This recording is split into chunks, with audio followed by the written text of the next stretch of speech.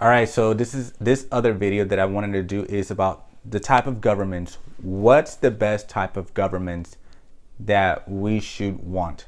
Now, for some reason, we live in this time of age where this generation is not happy with our government. I'm not happy with our government either, okay? But when I'm referring to the government, I'm not referring to those people in power. I'm not putting those people who are who are who are in power, who are interpreting the laws, or who are enforcing the laws. I'm not referring to those people because there's always corruption. But I'm talking about the system of what this government's supposed to be. I want to tell you guys and let you guys know, in my own definitions, the different type of governments, and I'm not going to list all type of governments. I'm just going to list you some type of governments. Okay, the first one is going to be with feudalism. Okay, that is something that is it doesn't exist anymore, but to some countries you can say that they somehow practice it. Feudalism is pretty much like a pyramid scheme. That's pretty much what it is. All right. Below you have the peasants, and then you have the merchants, and then you have the soldiers, and then you have the noble people, and at the very top you have the royal, the king. And this is something that there is really no ladder for you to go up. It's just maintained this structure of a government, and that is when a lot of abuses against peasants happen. You know, that's the reason why many people joke about being a peasant, because no one wants to be a peasant. It wasn't fun to be a peasant. You were often mistreated, and there was many times there is no privilege in that. You know, even if your country was out there like colonizing the whole world, those people who were peasants, they didn't reap any of those riches. You know, so that's number one. Number two, this is the republic. That's what actually we live in. We live in a republic, and a republic is pretty much that the government actually tells you it's more about, it's intended to protect everybody. That's the whole republic. It's more like everybody is equal. You know, it's like we're all equal. The government is just meant to protect you. The government is meant to look out after you. It's kind of like it's about equality. That's what pretty much what the republic is. There's more to it, but it's a very simple concept. You know, the republic, it started in Rome. Rome was one of the first countries, if not the first, to actually implement the system, the republic, before they became and then expanding into becoming an empire. And a republic is really meant to just protect the rights of people. You know, of course, every government does that, but it's really meant to just. It's just about being equal in the law. Everybody. That's the republic. The other one is number three, democracy. Now, many times people want to say like we want a democracy, and every country, think about it, every country and pretty much in the world is somehow democratic, including the socialist countries. I mean, these socialist countries actually have they believe in democracy, but the problem with democracy is the fact that people don't understand how as much as you believe that democracy is the best, is actually mob rules. When we have in this country, and we have the lynchings on many African Americans, but we also had lynchings on Italian Americans, German Americans, Mexican Americans, Native Americans. When we have these lynchings going on in our country, what was really motivated right there is mob rule. Mob rule, in one way, it's democracy. That is what it is. It is a full act of democracy, and you need to be very, very careful what democracy is, because we're imperfect human beings, and our ideologies are not always going to be perfect. So a democracy is like, it's my idea because it's the most popular idea, and therefore we need to make sure everybody follows to that. So if there is if all of a sudden the vegans become or meat eaters, you know, say like, you know, vegans are there, I don't care what a vegan is, you're going to eat this meat because we believe that vegan is a mental disorder, and so that will be an abuse. But that's the reason why in this country we have a protection of minority. And when we refer to minority, it's not just is not just non-whites, people of color. Minority is a group, obviously it's a minority. There is a majority of people that believe in one way, or there is the states who have a larger population, and these states have less population, but they should also be treated equal. So that's what a minority is. It's like it's pretty much you're in the minority of an idea that's not popular, and that's why we should just aim for, in my opinion, more for a republic than a democracy, because democracy is mob rule. So we don't want. So what we do have in this country, however, is we do have a representative democracy, because in the state levels there is civil rights, and there is certain rights that, as long as they do not violate our God-given rights, such as our life, liberty, and the pursuit of happiness. And for those that seen some of my videos, you will see that I constantly talk about this: life, liberty, and pursuit of happiness. That's when it comes to the government, that's one of the most things, virtues that I push for. Simple. Well, anyways, going back, you will know that when it comes to the democracy and the civil rights, you will notice that they will definitely you can make laws so long as they don't violate these three virtues. And I think that's what we have a representative democracy, because we exercise certain rights that do not violate that, such as certain regulations. I think we have too many regulations in this country, but that's another thing. But many times we want leaders to manage. So that's what we have representative democracy. It's about we believe that this leader will represent us in this republic, And that's number 3. Number 4 is socialism and communism. Socialism and communism is practically the same thing.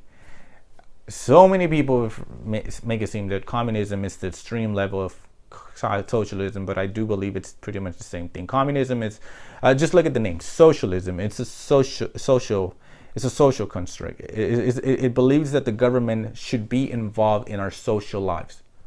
I don't believe that our government should be involved in our social life. And socialism is not just the economic system; it also includes in society. And I believe socialism is something that is if I have to say this, the concept sounds very genuine and with good intentions, but it's far from it. And you can see in so many countries that have practiced socialism, quite the opposite of what they were intending to happen. And then when these countries, after they get out of socialism, you notice that they begin to do much better, than socialism. Now, when it comes to socialism, the reason why I'm against this is because I like the idea. It's really great, free healthcare, free of that. But socialism really is, they aim for equality of outcome.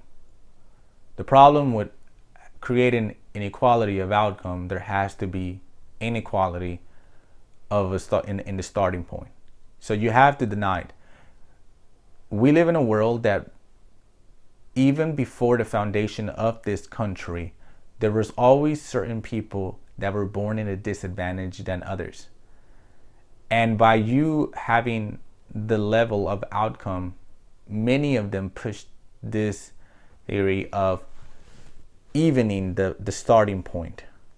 By you evening the starting point, you deny the basic liberty of rights of those who did not choose to be born in a privileged homestead. And not only that, but socialism, I'm not going to get so much into the economic perspective of this. Socialism promotes a lot of regulations and taxes, and it really doesn't affect the wealthy, but it does affect the entrepreneurs who are about to cross that line of becoming the 1%. So it only keeps the wealthy, and eliminates the competition, making small businesses not greater than what their potential could be. And that's what socialism is. That's why I'm against it. Communism is really of a community of people that they all have to pretty much the intention of being the same, you know? And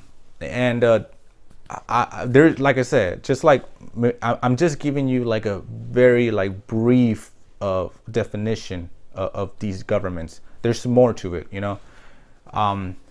Because obviously a socialist and a communist apologetic would say no, it's more than that, you know. But I'm just giving you a very basic concept of this.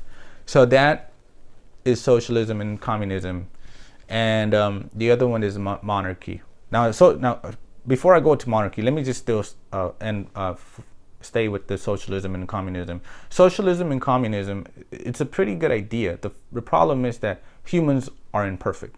And if humans are imperfect, they're unable to really manage a society based on the right type of morality, you know, because I do believe that morality standpoint comes from God, because He has a morality, and in our minds we have some reasoning of the morality that God put in us, and to know what's right and wrong, but we're not perfect, so we don't know the full morality and the correct morality that we have to live. So I don't believe that the government should impose this type of morality on people, because we are not perfect. And if the country is in charge of managing the business, then there's a lot of corruption that can happen. Now there's a company, for example, when in the company of a free market system, there could be corruption in the company, but the other company can actually run it better.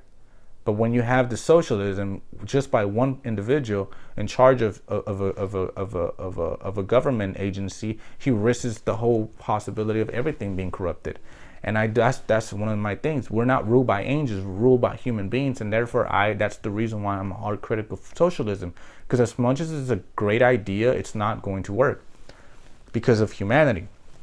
Now, number five, it's a monarchy. So monarchy, again, it can work if we have a good king. But the problem with monarchy is that if we have a bad king, then we're going to be on the ruleship maybe 15 years of a rule king, a tyrant that doesn't care about his people. But then again, we can have a good king. So monarchy can work both ways. God is a king, he's a sovereign king, but he's a good king. And that's the thing.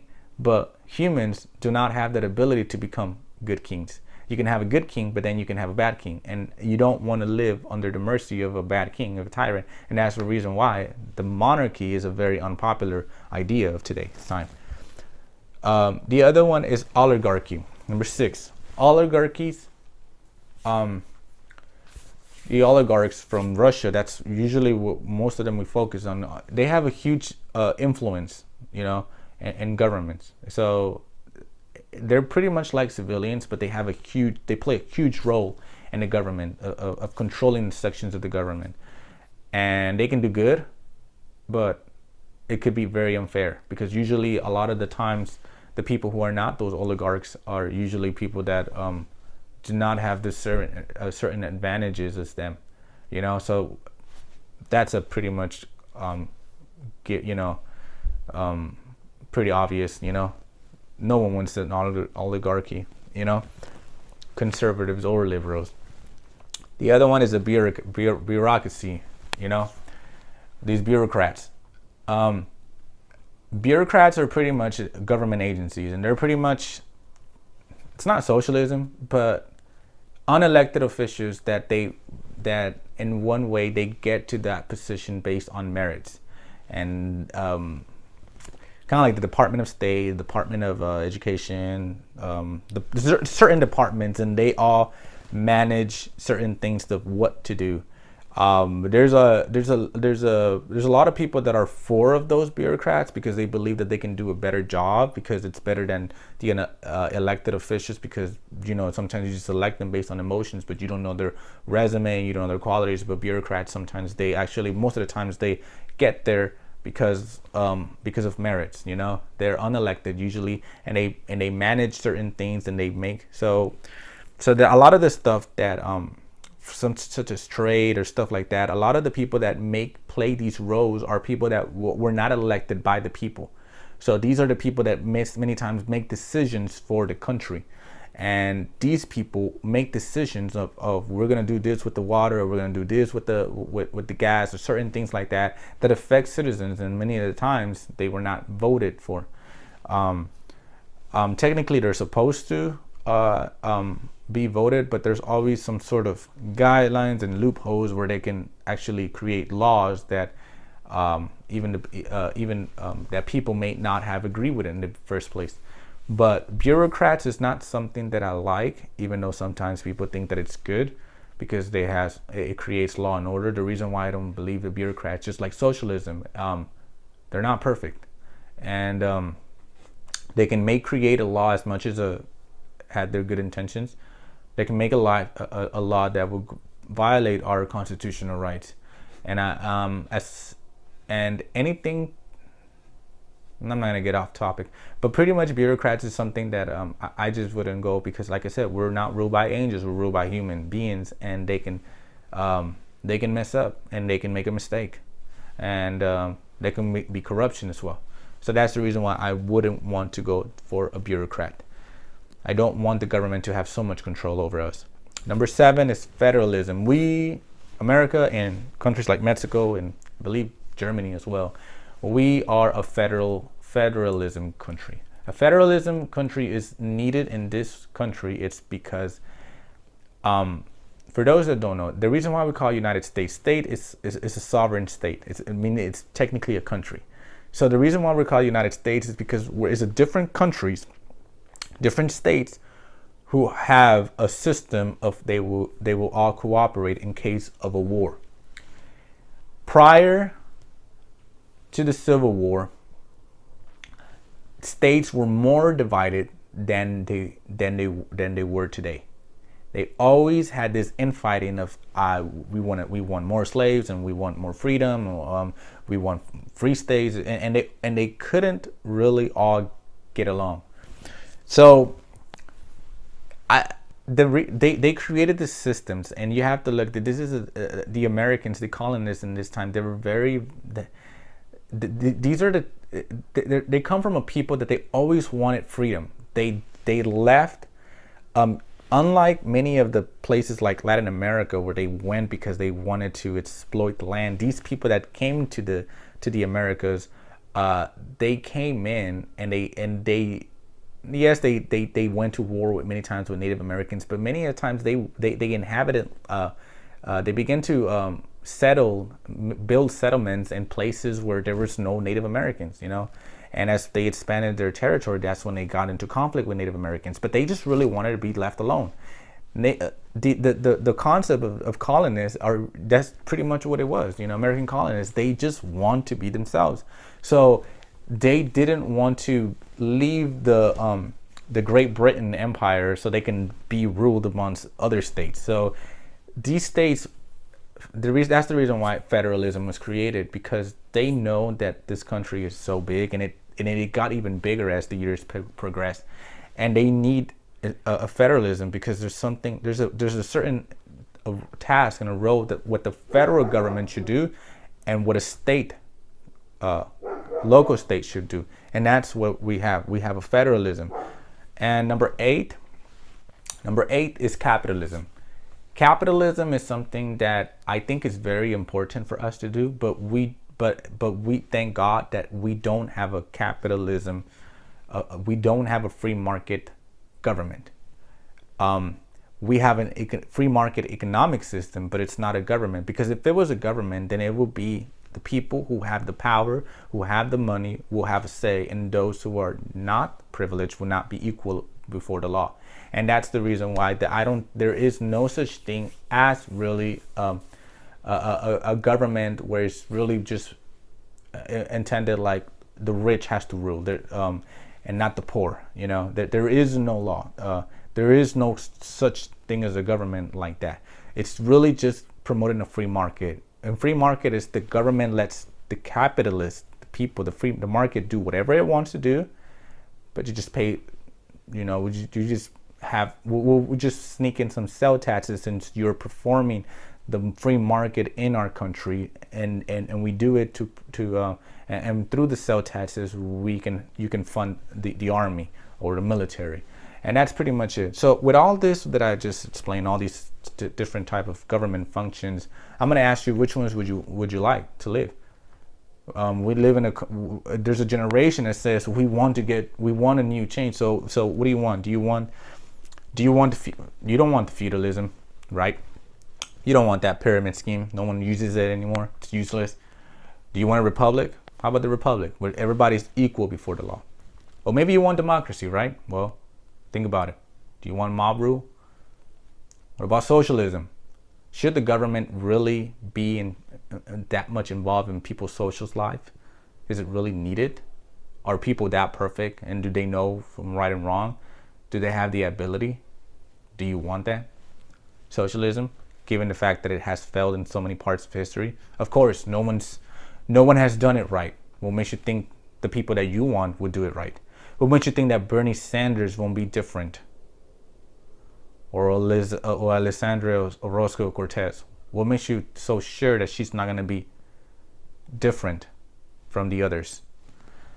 What is it? We don't want monarchy and oligarchy, but bureaucracy. Okay, you want bureaucracy, but what makes you think that there will be no corruption between these unelected officials that you did not choose to be put in that power?